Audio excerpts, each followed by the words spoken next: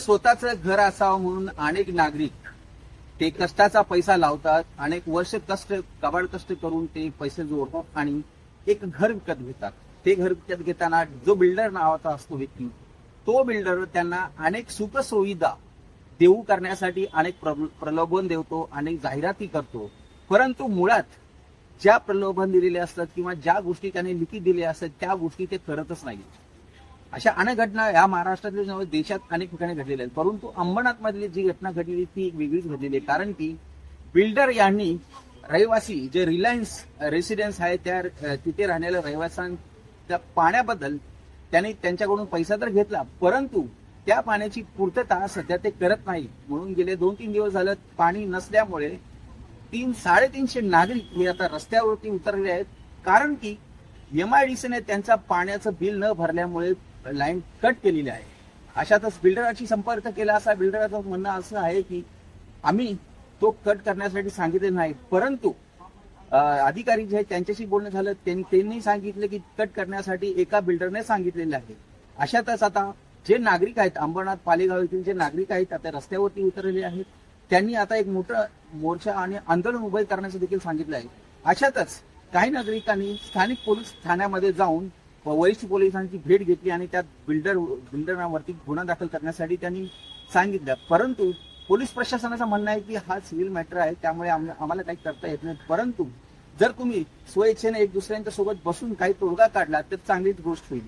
आणि आता सध्या जरी पाणी चालू केलं असलं तरी पण वाद हा अजून तसाच आहे. महत्वाची बाब ही आहे की बिल्डर आणि जे स्थानिक नागरिक आहेत जे त्यांचे रहिवासी आहेत, रिलायन्स रेसिडेन्सचे जे रहिवासी आहेत, यांच्यामध्ये समन्वय नसल्यामुळे हा प्रॉब्लेम झालेला आहे. या सर्व बाबतीत स्थानिक रहिवासी जे आहेत त्यांनी दिलेल्या ह्या प्रतिक्रिया आहेत. त्यांनी त्या प्रतिक्रियेच्या माध्यमातून त्यांना सांगितलं की कशा प्रकारे बिल्डरच्या माध्यमातून आता त्यांना सुख सोयी तर सोडाच, परंतु पाणी जे आहे ते देऊ केलं जात नहीं। पानी की वजह से इतना प्रॉब्लम हो रहा है। बिल्डर ने हमसे 12 या 14 साल पहले हम यहाँ रहे हुए हैं, उसने हमसे 50-50 हजार पहले से ही लिए हुए हैं, पर उसने बिल नहीं भरा है। और जब NS बन रही थी तो उन्हें भी हमारा ही कनेक्शन दिया गया है, बट तभी भी उसने बिल नहीं भरा। और पानी की वजह से हमें इतना प्रॉब्लम हो रहा है। आप जानते हैं कि घर घर में बच्चे हैं, बड़े हैं, बूढ़े हैं, सबको प्रॉब्लम होता है और सबसे ज्यादा लेडीज को होता है, क्योंकि उनको सबको देखना पड़ता है।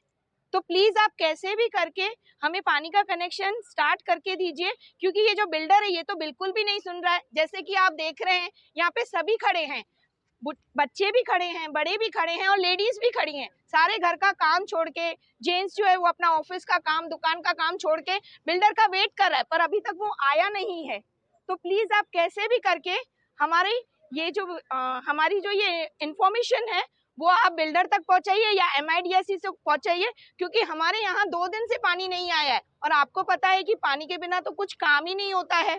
तो प्लीज कैसे भी करके आप पानी का कनेक्शन हमें स्टार्ट करवा के दीजिए।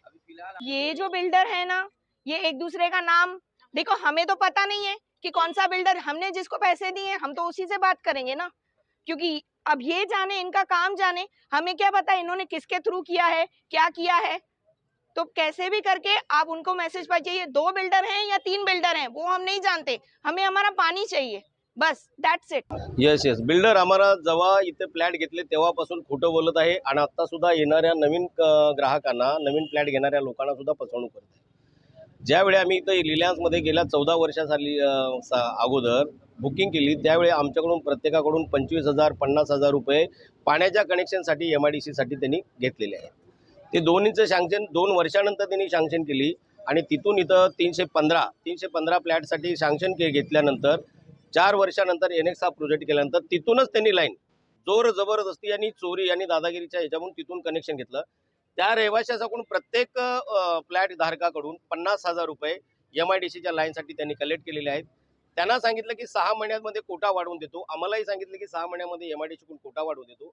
तो कोटा काही त्यांनी वाढवला नाहीये, काही त्यांनी पुढे काय केलं नाही।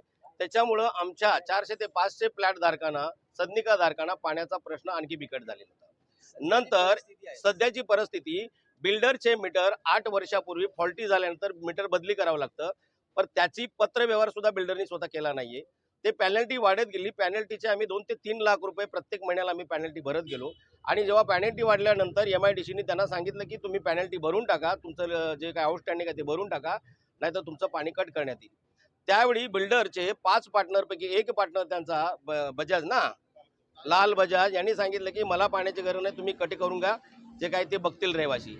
आता किती बिल झालेले की जे कट करण्यात आले? 8.5 लाख रुपये त्याचं आउटस्टँडिंग गेल्या 8 वर्षापासून बाकी आहे.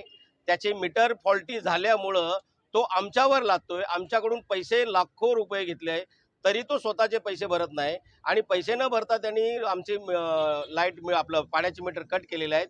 MIDCचे अधिकारी सुद्धा म्हणतात की आम्हाला त्यांच्याशी भेटू द्या, त्या आम्हाला भेटल्यानंतर काही समाधानकारक मार्ग काढता येईल, पण बिल्डर त्यांच्याशी भेटण्यामध्ये इच्छुक नाही आहे. आता सर्व महिला पुरुष इथे रस्त्यावरती उभे आहेत. तुम्हाला जर पाण्याची लाईन परत जोडून दिली नाही तर तुमचं पुढील पाऊल काय असणार? पुढील पाऊल हे आहे की आमच्या सर्व रहिवाशांनी बिल्डरच्या कुठल्याही प्रोजेक्ट पुढे चालू देणार नाहीये. इथं जन आंदोलन करणार आहोत. पाण्याच्या समस्या नाही, आमचा हक्क आहे, आम्हाला पाणी विकत मिळालेलं आहे, आम्ही फुकट दिलेलं नाहीये त्यांनी.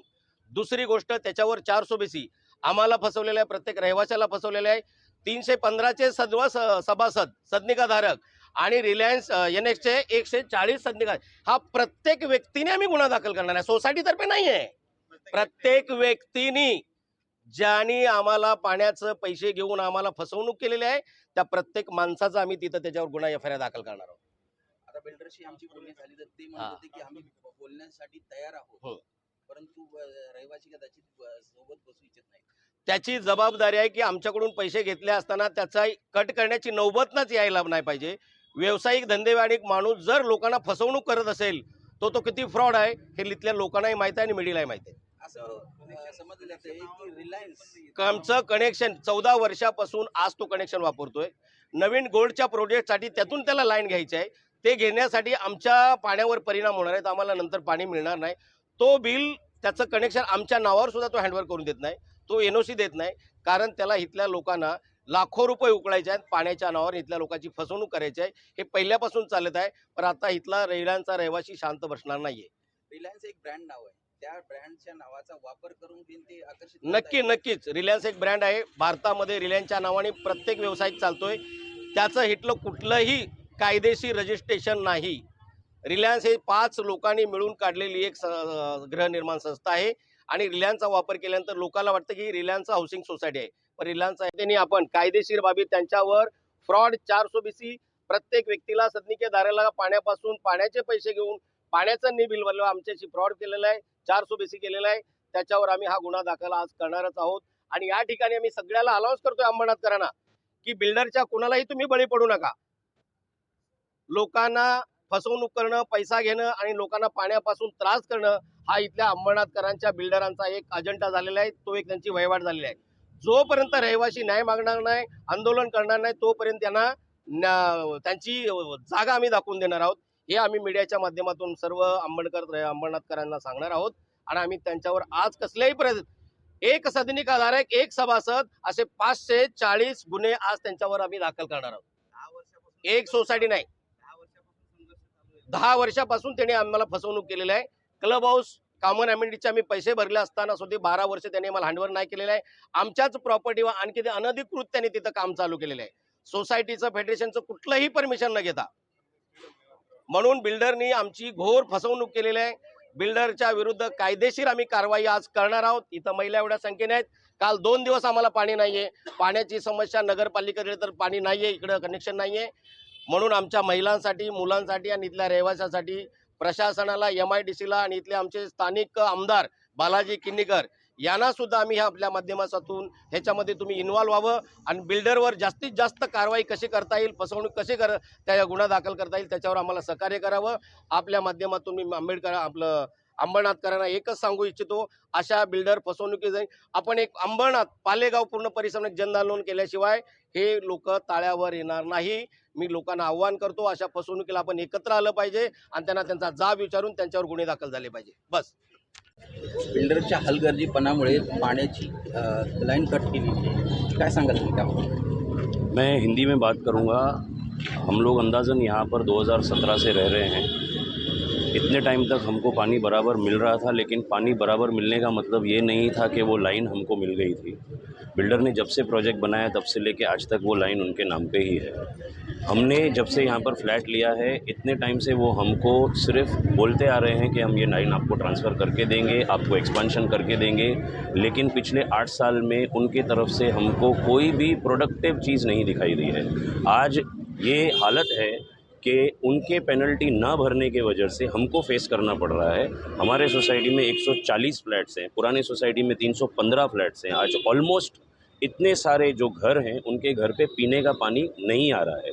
ये वो पीने का पानी है जो बिल्डर ने फ्लैट बेचते वक्त कमिट किया था, और आज बहुत ही आराम से उन्होंने एमआईडीसी को ये इंस्ट्रक्शंस दे दिए कि मैं पेनल्टी नहीं भर रहा हूँ, आप लाइन काट दीजिए, आप पानी बंद कर दीजिए। बिल्डर में से एक जो पार्टनर है उन्होंने कहा था कि अगर हम लोग साथ में बैठेंगे तो अगर बात हो जाती है रहीवासियों के साथ में तो मैं पानी चालू करा के दे सकता हूँ। इस बारे में क्या करें? सर देखिए, अगर साथ में बैठना है तो आपके इस मैसेज के थ्रू मैं ओपनली बोल रहा हूँ, इतने सारे लोग यहाँ पर खड़े हैं, हम तो खड़े ही हैं, तो अगर उनको बैठना था तो उनको भी आ जाना चाहिए था। ऐसा तो नहीं है कि उनको पता नहीं है, उनके यहाँ पर ऑफिशियल्स ऑलरेडी हैं जिन्होंने, उनके कैमरास लगे हुए हैं जिनके थ्रू उनको ये पता चल चुका होगा कि इतने सारे लोग यहाँ पर जमा हैं।